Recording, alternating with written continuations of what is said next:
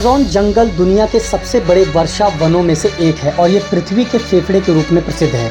ये जंगल दक्षिण अमेरिका के अधिकांश हिस्से में फैला हुआ है और कुल मिलाकर 9 देशों में स्थित है, जिसमें Brazil, Peru, Colombia, Venezuela, Ecuador, Bolivia, Guyana, Suriname और फ्रेंच गुयाना शामिल है।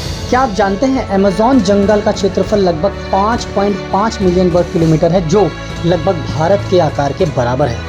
अमेज़न वर्षावन विश्व की सबसे बड़ी जैव विविधता का घर है। यहाँ पर लाखों प्रजातियाँ पाई जाती हैं, जिनमें से कई अभी तक वैज्ञानिकों द्वारा खोजी नहीं गई हैं। ये जंगल 400 अरब से अधिक वृक्षों, 2500 से अधिक पशु प्रजातियों और हज़ारों प्रकार के पौधे, कीड़ों और बैक्टीरिया का निवास स्थल है। यहाँ पर पाए जाने वाले प्रसिद्ध जीवों में जगुआर, स्लॉथ, हर्प, एलिगेटर और विभिन्न प्रकार के तोते शामिल हैं। इसके अलावा ये जंगल विभिन्न प्रकार के वनस्पतियों और औषधीय पौधों के लिए भी प्रसिद्ध है।